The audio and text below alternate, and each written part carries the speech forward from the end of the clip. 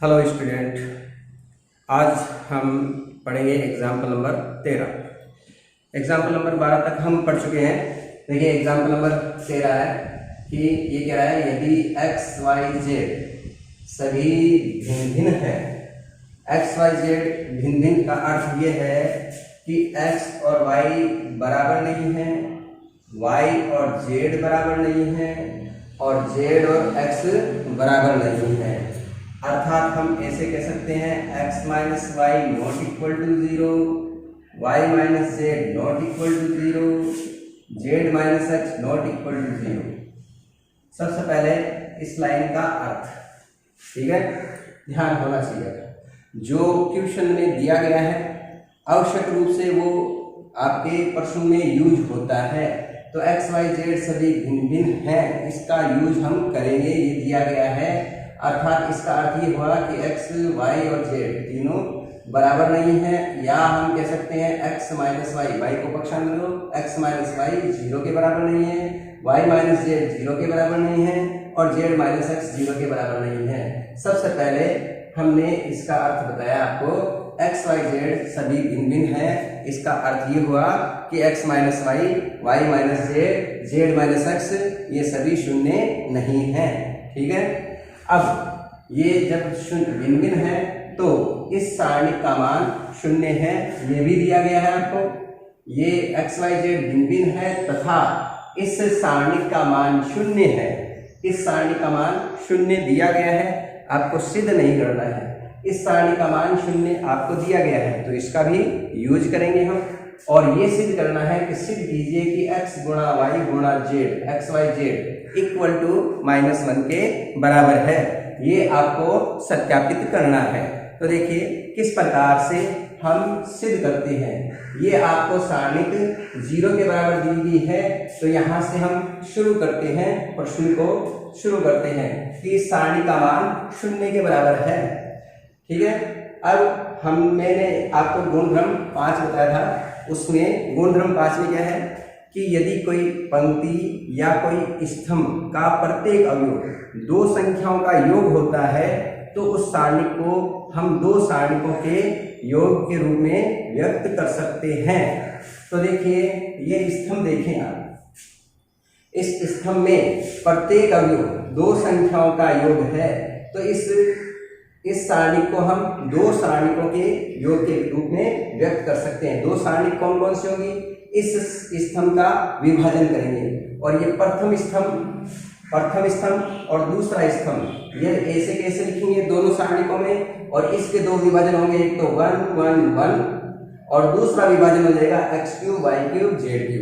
गुणधर्म हमने पढ़ा है, तो गुणधर्मों की सहायता से देखिए ये प्रथम 2 स्तंभ तो ऐसे कैसे लिख दो, x y z x² y² z² x² y² z²। इस स्तंभ के 2 विभाजन 1 1 1, तो ये 1 1 1 ये पहला विभाजन हुआ, पहला सारणिक हो गया। दूसरा सारणिक फिर से ये दोनों स्तंभ फिर से लिखेंगे आप, x y z x² y² z², ये ऐसे कैसे लिखते हैं दोनों स्तंभ, और इसका दूसरा विभाजन होगा x3 y3 z3, तो ये x3 y3 z3, ठीक है। तो इस सारणी, इस स्तंभ के 2 विभाजन किए हमने, एक तो 1 1 1 इस सारणी पे आ गया, एक x3 y3 z3 इस सारणी पे आ गया। तो इस सारणी को हमने 2 सारणिकों के योग के रूप में व्यक्त कर दिया, किससे, गुणधर्म 5 से। अब ध्यान दें, इस पंक्ति में x कॉमन है, इस पंक्ति में y कॉमन है और इस पंक्ति में क्या है, z कॉमन है। R1 R2 R3 में क्रमशः x y z हम उभयनिष्ठ अगर लेते हैं तो ये बनेगा 1 ये 1 1 1 आएगा। तो पहले स्तंभ में 1 1 आएगा, यहाँ पर तीसरे स्तंभ में 1 1 आ रहा है। तो इस 1 1 को हम अगर पहले स्तंभ में लाए तो ये सारणी के तुल्य बन जाती है। तो देखिए इसको पहले हम इसको यहाँ पर लेके आएंगे, तो इस स्तंभ C3 को C2 और C2 को C3 बनाने पर ये स्तंभों को चेंज किया है हमने, C2 को C3 और C3 को C2, गुणधर्म सेकंड से। तो सारणी का चिन्ह बदल जाता है, ये माइनस आ जाएगा। इस C3 स्तंभ को, तीसरे स्तंभ को दूसरा स्तंभ बना दिया और दूसरे स्तंभ को x square y square z square को हमने तीसरा स्तंभ बना दिया। तो एक तो हमने लगाया गुणधर्म, सेकंड C2 को C3 और C3 को C2 में परिवर्तित करने पर या संक्रिया लगाने पर। इसमें हमने दिया गुणधर्म फोर्थ से, चौथे गुणधर्म से R1 R2 और R3 से क्रमशः x y z उभयनिष्ठ दिया। इससे x कॉमन लिया हमने, x बाहर आ गया और x का भाग लगाएंगे इसमें तो क्या आएगा 1, इसमें x का भाग लगाएंगे x क्यूब में x का भाग लगाएंगे x स्क्वायर। इसमें y उभयनिष्ठ दिया तो y का भाग लगेगा y बाहर, y को बाहर लिख दिया हमने और y कॉमन, इसका y का भाग लगाएंगे इसमें 1, इसमें y स्क्वायर में y का भाग लगाएंगे y और y क्यूब में y का भाग लगाएंगे y स्क्वायर। इसमें तीसरी पंक्ति में z कॉमन, बाहर z कॉमन लिया हमने और 1 z और ये z स्क्वायर। तो ये तो हमने गुणधर्म फोर्थ से लगाया, चौथे गुणधर्म से कॉमन लेते हैं हम, चौथे गुणधर्म से x y z उभयनिष्ठ लेने पर इसमें से x, इसमें से y, इसमें से z कॉमन लेने पर ये गुणधर्म फोर्थ से। और यहाँ पर हमने परिवर्तित किया C2 को C3 से, C3 को C2 से परिवर्तित किया है। ठीक है, क्यों किया है? क्योंकि देखिए इसमें भी देखो x y z आ रहा है और इसमें भी x y z आ रहा है। इसमें x square y square z square, x square y square z square common लेने पर 1 1 1 1 1 1 ये सारणी तुल्य है। लेकिन यहाँ पर 1 जो है प्रथम स्तंभ में आ रहा है, यहाँ पर 1 1 क्या है तीसरे स्तंभ में आ रहा है। या तो इसको प्रथम स्तंभ में चेंज करो या इसको तीसरे स्तंभ में, यानी कि ये दोनों सारणी क्या हो जाएगी समान हो जाएगी। तो सबसे पहले हमने C3 को C2 और C2 को C3 स्तंभ में परिवर्तित किया। ये ऋणात्मक चिन्ह हुआ, इसमें से x कॉमन, इसमें से y कॉमन और इसमें से z कॉमन, ये आपका स्टेप हुआ। अब फिर से ये अगर मैं यहाँ पर लेके आ जाए दूसरा स्तंभ यहाँ और पहला स्तंभ यहाँ, फिर से गुणधर्म सेकंड से C1 को C2 और C2 को C1, ये संक्रिया से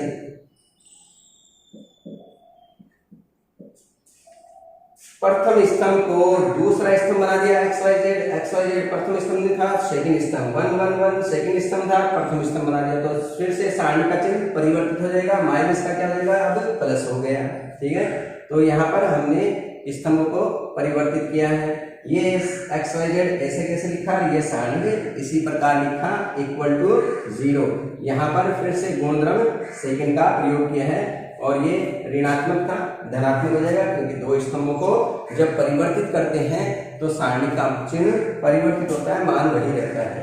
अब ध्यान दें, ये सारणी और ये सारणी देखो उभयनिष्ठ है।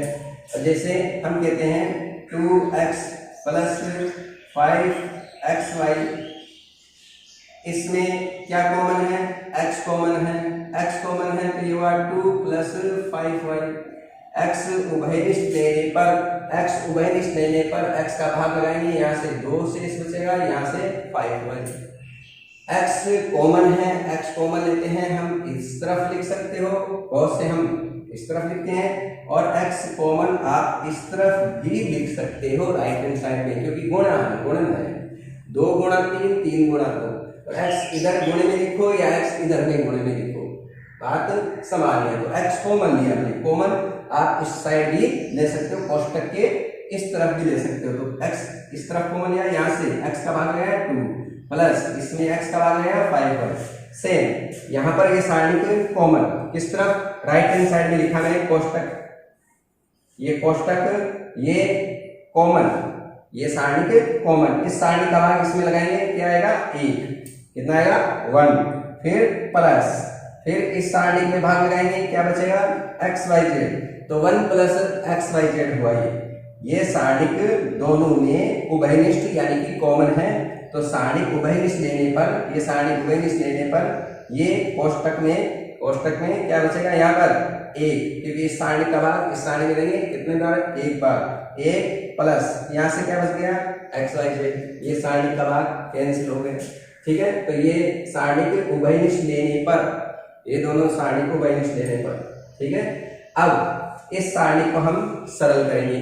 ये सारणी हमने पीछे एग्जाम्पल नंबर 9 पढ़ा है, सेम एग्जाम्पल है number 9, 1 1 1 x y z x square y square z square, इसका सरलीकरण हमने एग्जाम्पल नंबर 9 में किया था।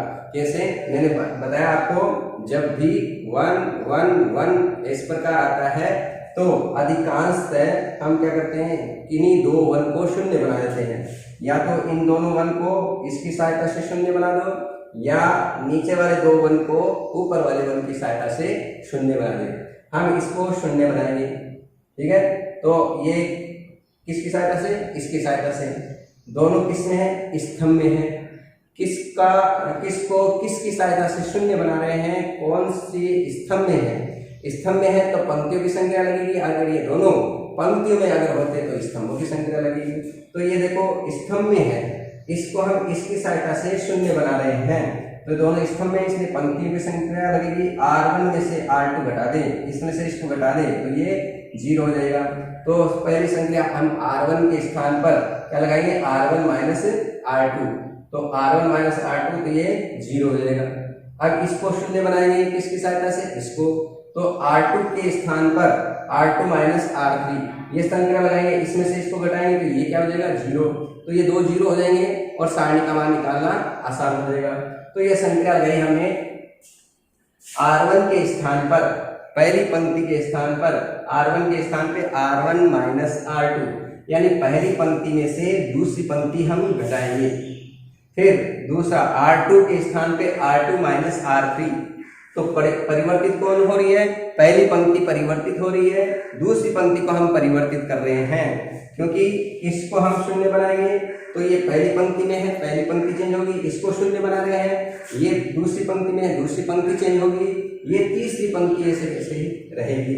तो 1z स्क्वायर, देखो तीसरी पंक्ति ऐसे कैसे लिख दो, 1z स्क्वायर, 1z स्क्वायर, ये तो ऐसे कैसे लिखा हमने। अब पहली पंक्ति में से दूसरी पंक्ति घटा रहे हैं, 1 में से 1 घटाया 0, तो ये लिखा हमने 0। फिर x में से y घटाएंगे, x माइनस y, फिर x स्क्वायर में से y स्क्वायर घटाएंगे, x square minus y square, ठीक है। पहली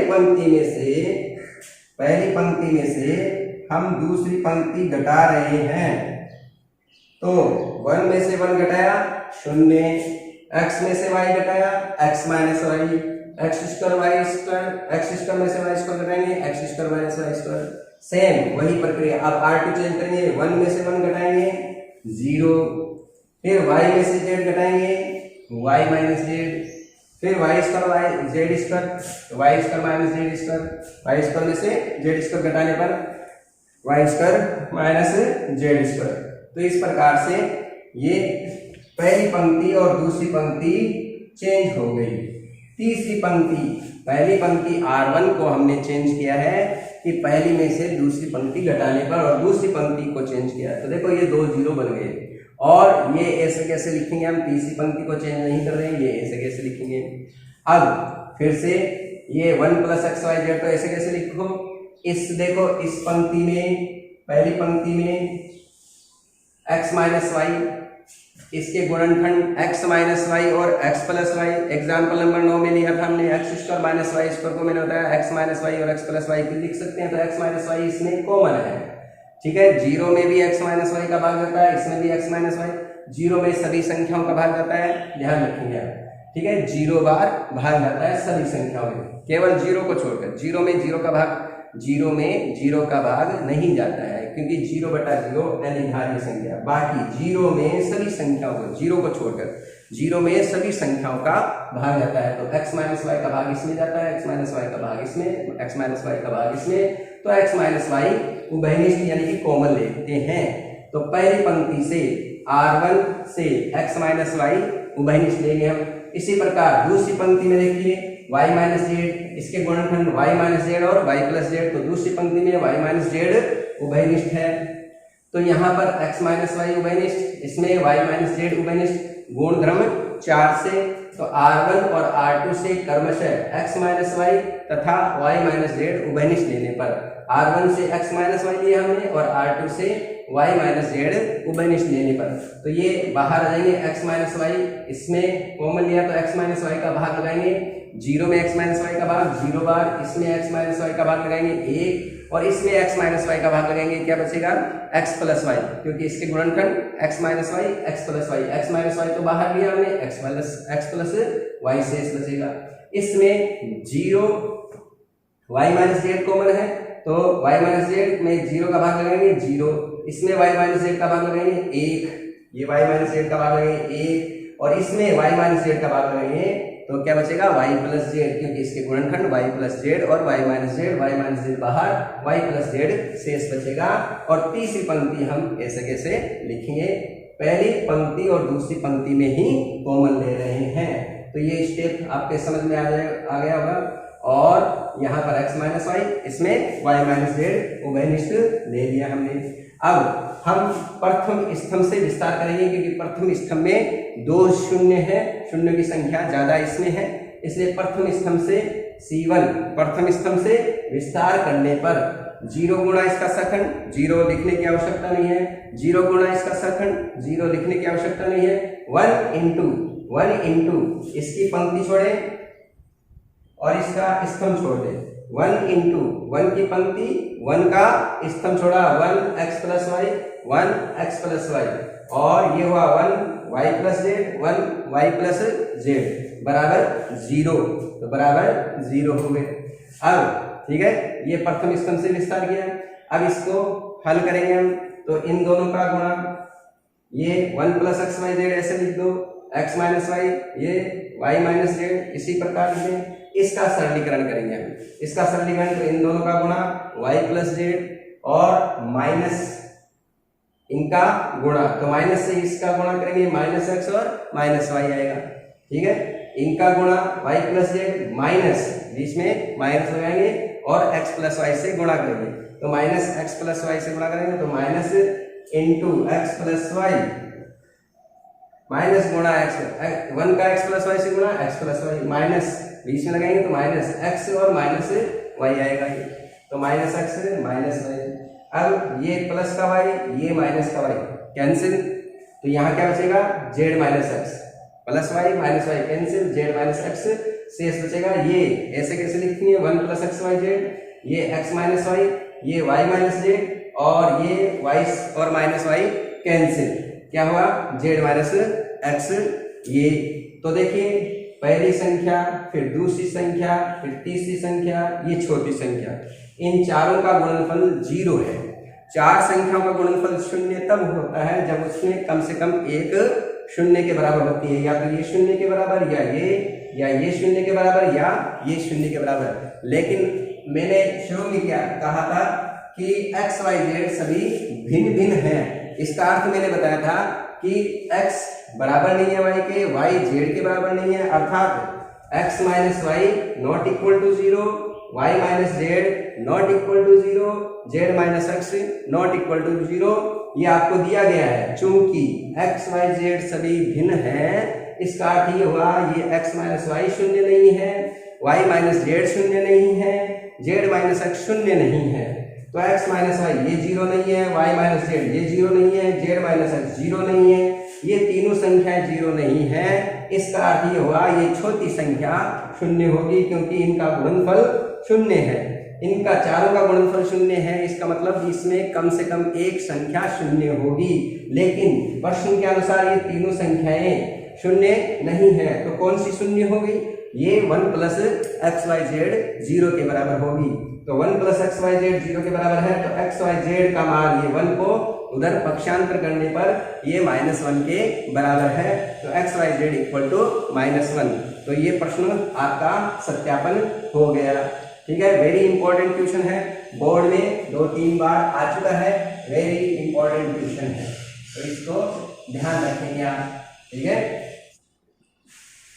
हाँ देखिए एग्जाम्पल नंबर 14, 13 एग्जाम्पल हमने किया था, इंपॉर्टेंट था वो एग्जाम्पल। 14वां देखिए, ये सारणी दिया गया, इस सारणी का मान ज्ञात करो। तो इस सारणी का मान हम विस्तार से भी कर सकते हैं और बिना विस्तार से भी हम कर सकते हैं।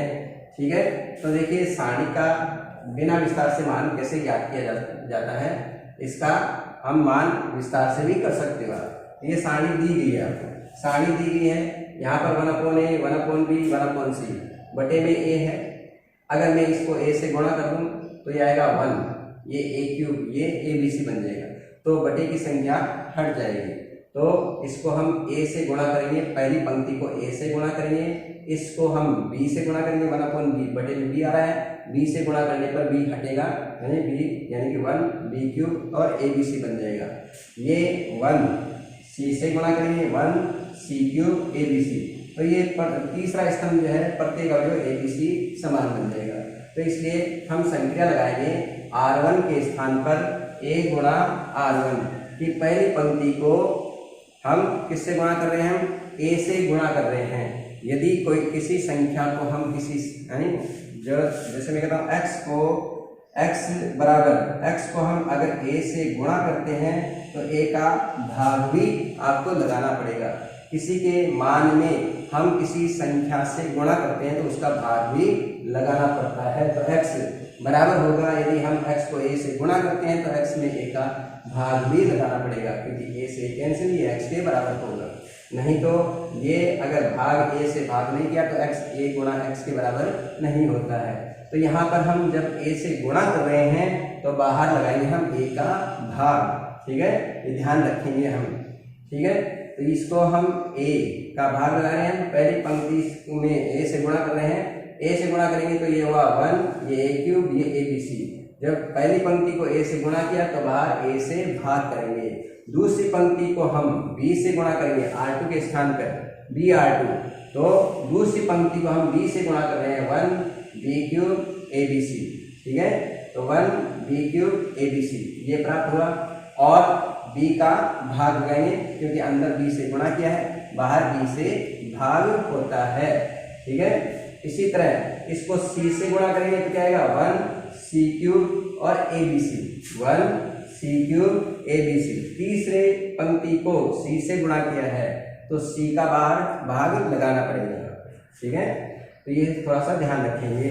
यदि सारणी में किसी संख्या से अंदर गुणा करते हो, किसी पंक्ति को या किसी स्तंभ को गुणा करते हो तो बाहर भाग लगेगा, और अंदर यदि किसी संख्या का भाग लगाते हो, किसी प्रत्येक पंक्ति में के अवयव में या किसी स्तंभ के प्रत्येक अवयव में भाग लगा रहे हो तो बाहर करना पड़ेगा आपको गुणा। ये व्युत्क्रम संख्या आपको करनी पड़ेगी। तो अंदर हम a से गुणा कर रहे हैं, बाहर a से भाग। अंदर इसको दूसरी पंक्ति को b से गुणा किया है, बाहर b से भाग। तीसरी पंक्ति को c से गुणा किया, बाहर c से भाग करेंगे। ठीक है, ध्यान रखेंगे। अब ये हुआ, पहली पंक्ति को हमने a से गुणा किया, 1a³ और ये हुआ abc। ठीक है, और इसी तरह दूसरी पंक्ति को गुणा किया b से, 1b³ abc बना। इसको c से गुणा किया, 1c³ और abc, 1c³ abc। अब देखिए तीसरे स्तंभ में abc उभयनिष्ठ है, कॉमन है, तो abc को बाहर लिया हमने। c3 से abc उभयनिष्ठ लेने पर ये गुणधर्म 4 से, गुणधर्म 4 से है, तो abc उभयनिष्ठ लेने पर abc बटा abc 1 हो जाएगा। ये देखो पहला स्तंभ और तीसरा स्तंभ, पहला स्तंभ और तीसरा स्तंभ c1 और c3 क्या है, बराबर है। c1 पहला स्तंभ, c3 तीसरा स्तंभ बराबर है। गुणधर्म 3 से इस सारणी का मान क्या होगा, 0। तो 0 × 1 = 0, तो इस सारणी का मान क्या होगा, 0। तो बिना विस्तार के हमने मान ज्ञात किया है। ठीक है, ये हुआ आपका एग्जाम्पल नंबर 14।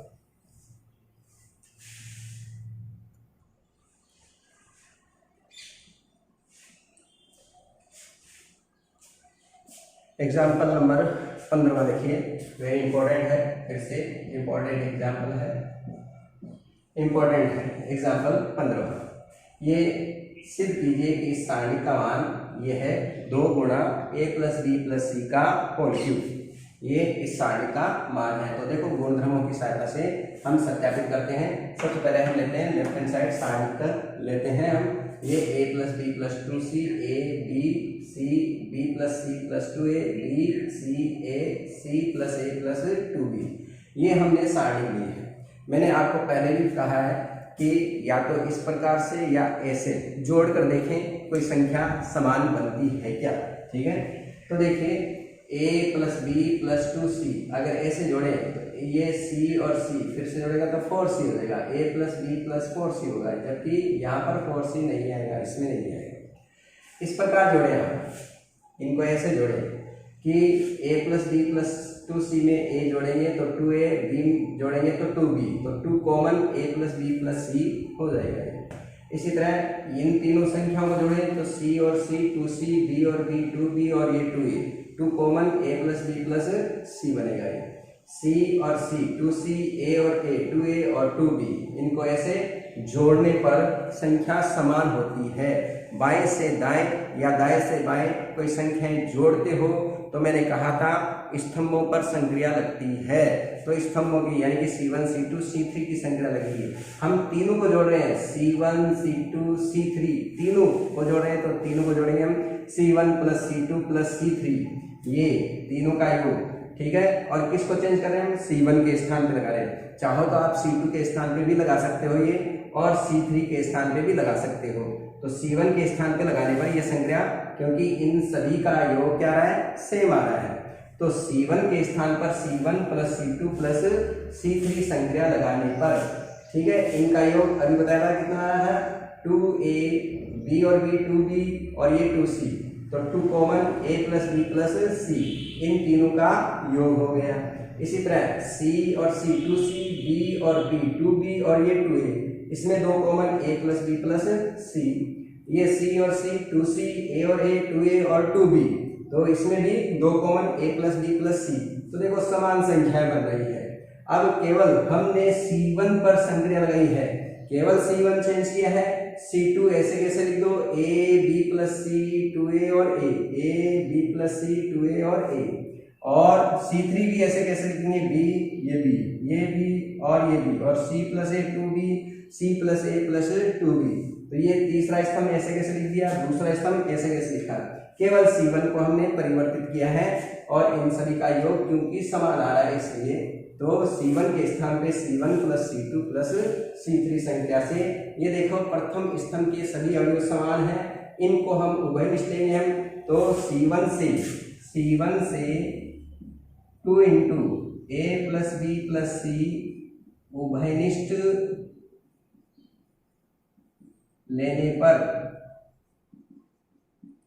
उभयनिष्ठ लेने पर ये 2 × a + b + c उभयनिष्ठ लिया, तो इसमें 2 × a + b + c का भाग करेंगे, ये हुआ 1 1 1 हो जाएगा, ये 1 1 1, ये दूसरा स्तंभ ऐसे कैसे लिख दो, सेम इसी प्रकार से लिखते हैं। तीसरा स्तंभ b और c + a 2b, ये ऐसे कैसे लिखो, प्रथम स्तंभ से हमने 2 × a + b + c उभयनिष्ठ लिया है। अब मैंने ये कहा था कि जब भी 1 1 1 आते हैं, 2 1 को हम शून्य बनाएंगे, तो सबसे पहले इसको हम शून्य बनाएंगे और इसको शून्य बनाएंगे, किसकी सहायता से, इसकी सहायता से। ये कौन सी पंक्ति में है, R2 में, ये किस में है, R1 में है।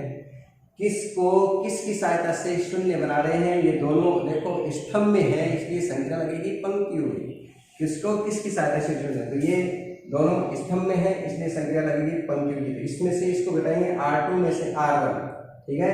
तो संक्रिया सबसे पहले R2 के स्थान पे R2 - R1 संक्रिया लगाएंगे हम, इसको शून्य बनाएंगे और इसको शून्य बनाएंगे, ये R3 में है, इसकी सहायता से R1, तो R3 - R1 की सहायता से हम इसको शून्य बनाएंगे, ठीक है, इसको शून्य बनाएंगे। तो R3 के स्थान पर दूसरी संख्या R3 - R1, तो एक तो R2 को 0 बना रहे हैं, इसको R3 वाले को शून्य बना रहे हैं, तो R2 और R3 चेंज होगा, R1 चेंज नहीं होगा, तो R1 को ऐसे कैसे लिख दिया हमने, 1AB।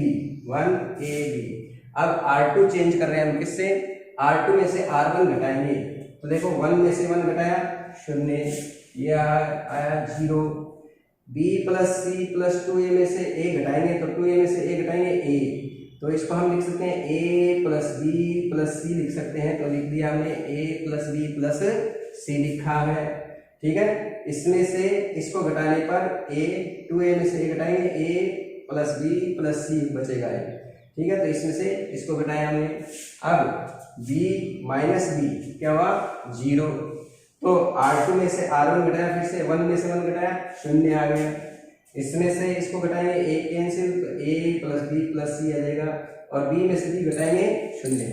अब R3 के स्थान पर हम लगा रहे हैं R3 में से R1 घटा रहे हैं, तो 1 में से 1 घटाएंगे 0, a में से a घटाएंगे 0, और c plus a plus 2b में से ये b घटाएंगे हम, तो 2b में से b घटाएंगे b, और ये a प्लस c, तो a plus b plus c लिख सकते हैं इसको, तो a plus b plus c लिख दिया हमने।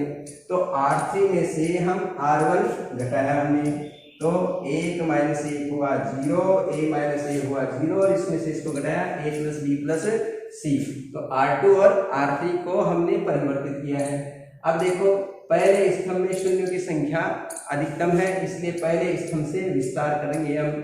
वैसे तीसरी पंक्ति से विस्तार कर सकते हो, दूसरी पंक्ति से भी विस्तार कर सकते हो। तो प्रथम स्तंभ से विस्तार करने पर 1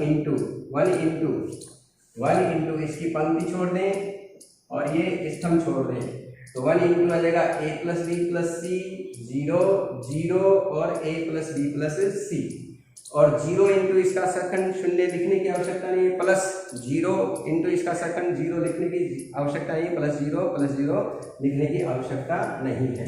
1 इंटू इसका सेकंड आ गया। अब इसको सरल करेंगे तो इन दोनों का गुणा a plus b plus c into a plus b plus c, तो a plus b plus c का क्या हुआ होल स्क्वायर, और इन दोनों का गुणा माइनस 0।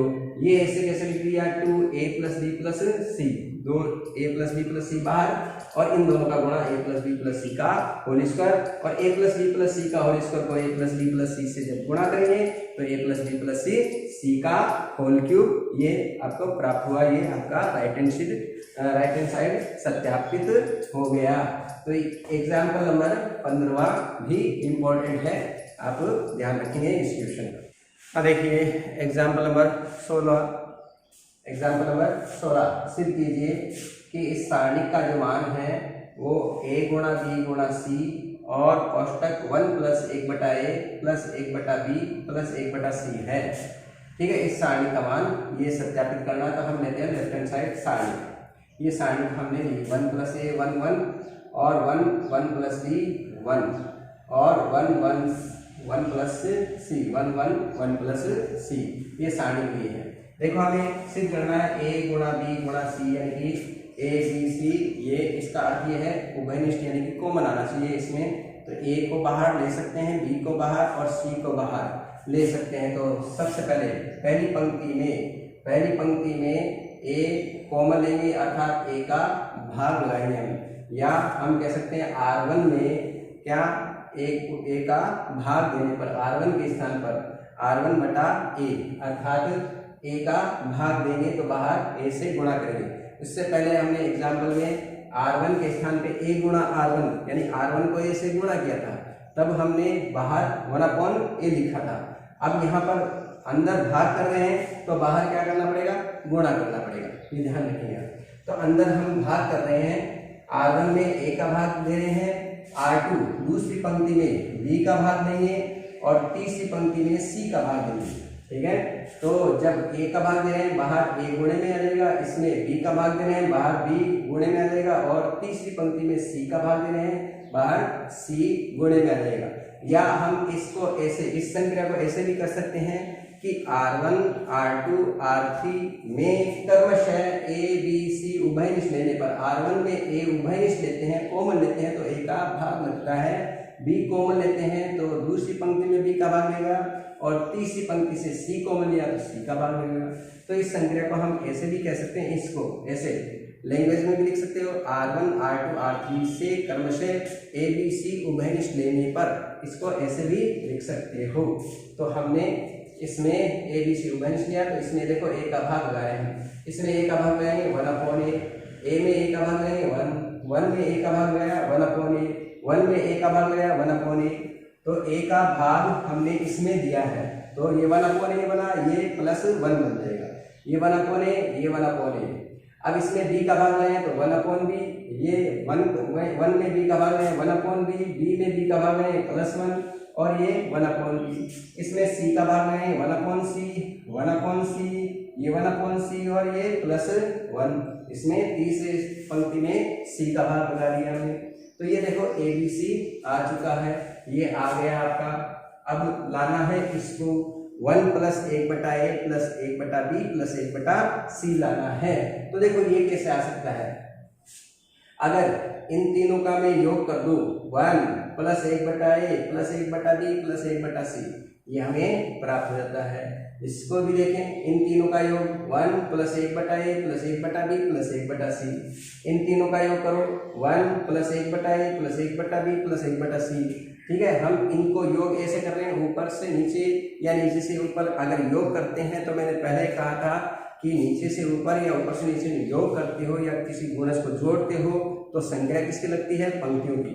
ठीक है, तो पंक्तियों की संख्या लगेगी। तो ये पहली पंक्ति, ये दूसरी पंक्ति, ये तीसरी पंक्ति, इन तीनों का योग कर रहे हैं। तो R1 के स्थान पर हम क्या लगा रहे हैं, तीनों पंक्तियों का योग, क्योंकि संख्या समान बन रही, क्या आएगी 1 + 1/a + 1/b + 1/c। मैंने कहा ऐसे जोड़ कर देखें या इस प्रकार जोड़ कर देखें, ऊपर नीचे संख्याओं को जोड़ कर देखें या दाएं से बाएं संख्याओं को जोड़ कर देखें।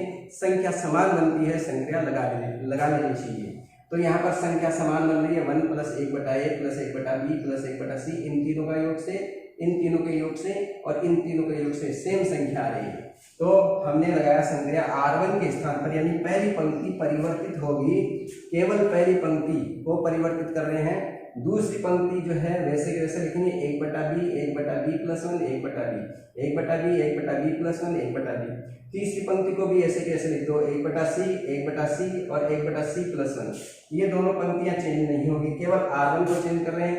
कैसे, इन तीनों का योग, इन तीनों का योग क्या हुआ 1 + 1/a + 1/b + 1/c। इन तीनों का योग, इन तीनों का योग 1 + 1/a + 1/b + 1/c, ये आ गया।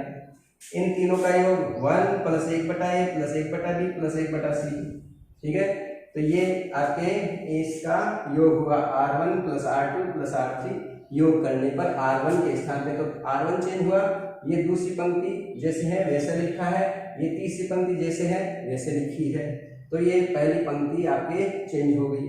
अब प्रथम पंक्ति से ये उभयनिष्ठ लेंगे हम 1 + 1/a + 1/b + 1/c गुणधर्म 4 से, गुणधर्म 4 से उभयनिष्ठ लेने पर आप चाहो तो लिख सकते हो 1 + 1/a + 1/b + 1/c R1 से उभयनिष्ठ लेने पर। तो ये उभयनिष्ठ ले लिया, तो देखो ये आ गया, ये आ गया। इसका अर्थ ये हुआ, इस सारणी का मान क्या आना चाहिए 1 से गुणा करेंगे तो ये आपका राइट हैंड साइड से सिद्ध हो जाएगा। तो ये आपके लेफ्ट हैंड साइड ये आ चुका। अब इस सारणी को सरल करते हैं, इस सारणी को सरल करते हैं। पहले ही बताया मैंने 1 1 1 पंक्ति में आए चाहे स्तंभ में आए, 2 1 को हम शून्य बना सकते हैं। तो देखो 1 1 1 आ रहा है, तो इन दोनों 1 को शून्य बना दो, या इन 2 1 को शून्य बना देना। ठीक है, तो इनको शून्य बनाएंगे हम किसकी सहायता से, इसकी सहायता से। इसको शून्य बनाएंगे इसकी सहायता से। ये कौन सी पंक्ति, देखो ये दोनों अवयव किस में है, पंक्ति में है। किसको किसकी सहायता से शून्य बना रहे हैं, ये पंक्ति में है तो स्तंभों की संक्रिया लगेगी, और अगर स्तंभ में होते तो पंक्तियों की संक्रिया। तो ये देखो किसको किसकी सहायता से शून्य बना रहे हैं, ये क्या है, पंक्ति में है, इसलिए संक्रिया लगेगी स्तंभों की। तो ये है C2 स्तंभ में, और C2 परिवर्तित करेंगे किसकी सहायता से, इसकी सहायता से, C1 की सहायता से। C2 में -C1 से ये 0 हो जाता है, इसमें से इसको घटाएंगे ये शून्य हो जाएगा। तो इस संख्या लगाएंगे हम, एक तो C2 - C1 किसके स्थान पर, C2 के स्थान पर, क्योंकि इसको हम परिवर्तित करेंगे 0 बनाएंगे। तो C2 - C1 से, ये कौन से स्तंभ में है, C3 में है, तो C3 - C1 से इसको 0 बना दो इसकी सहायता से। ठीक है, जब C2 0 हो चुका है, ध्यान रखना है इस बात का, C2 जब शून्य हो चुका है, अब C3 को इसकी सहायता से शून्य नहीं बना सकते, क्योंकि ये तो 0 हो गया। 1 में से 0 घटाएंगे तो 1 ही आएगा, 0 नहीं होगा। तो ध्यान रहे, C2 को हमने इसकी सहायता से शून्य बना दिया, अब C3 को भी इसकी सहायता से शून्य बनाएंगे C1। तो C3 - C1 संक्रिया लगाएंगे C3 पर, तो कौन सा C2 चेंज कर रहे हैं, C3, C1 चेंज नहीं कर रहे हैं। पहला स्तंभ ऐसे कैसे लिख देंगे हम, तो ये आपके C1 जो स्तंभ है 1 1/b 1/c, इसको ऐसे कैसे लिखा हमने 1 1/b 1/c, बाहर जो संख्या वैसे वैसे लिख दिए ABC, और ये कोष्ठक की संख्या। पहला स्तंभ परिवर्तित नहीं कर रहे हैं, C2 और C3 को चेंज कर रहे हैं, तो ये स्तंभ ऐसे कैसे लिख दिया। अब इस स्तंभ में से C2 में से C1 घटा रहे हैं, ये C2 के स्थान पर, तो इसमें से इसको घटाओ, 1 में से 1 घटाया 0, तो ये लिखा हमने 0। फिर 1/b + 1 में से 1/b घटाएंगे, क्या बचेगा 1, तो ये हुआ 1। 1/c में से 1/c घटाएंगे, क्या बचेगा 0, तो ये C2 में से C1 घटा रहे हैं, इसमें से 1 में से 1 घटाया 0 आ गया, इसमें से इसको घटाएंगे 1 आ गया, और 1/c में से 1/c घटाया 0 आ गया। अब हम लेंगे C3 में से ये C1 घटाएंगे, C3 - C1 से, तो 1 में से 1 घटाएंगे 0,